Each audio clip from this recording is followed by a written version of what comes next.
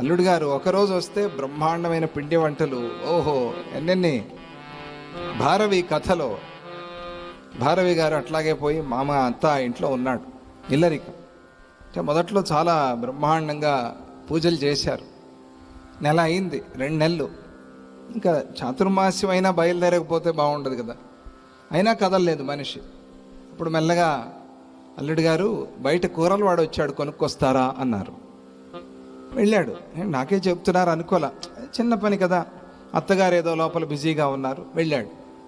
సరే, బాగానే ఉంది. మరుసటి రోజు అల్లుడు గారు ఆ పక్కనే ఆ దూడ ఏదో కాస్త అరుస్తోంది, కొంచెం చూస్తారా అని. దూడ, సరే తప్పులేదుగా, గోమాత సేవ అనుకున్నాడు. వెళ్ళాడు, దూడని కూడా కట్టేశాడు, సేవ చేసి వచ్చాడు. 3వ రోజు అల్లుడు గారు, ఈరోజు ఈ గోవుల్ని మేతకు తీసుకువెళ్ళేవాడు రాలేదు, మీరే తీసుకువెళ్ళి ఈ పశువుల్ని కాపరిగా ఉండి కాచుకుని వస్తారా అని అడిగి. అర్థమైంది దీనికి. ఓహో, తగ్గుతోంది క్రమక్రమంగా, తప్పదు కదా. తీసుకువెళ్ళాడు, ఆ గోవులన్నిటినీ తీసుకువెళ్ళాడు.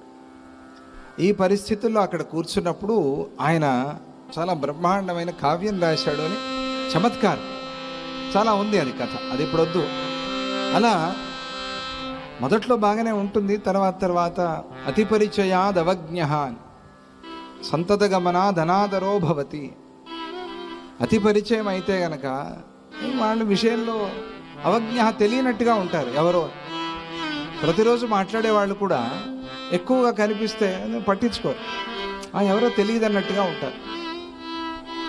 అదే ఎప్పుడు వెళ్తున్నాం అనుకోండి, అనాదరో భవతి, అనాదరం అయిపోతుంది. ఆ ఆదరణ అనేది మనకు లభించదు. అలా ఆయన నీలధ్వజుడు చెప్పేశాడు, కాళ్ళే చూసుకుందాం. వస్తాడుగా ఇంటికి.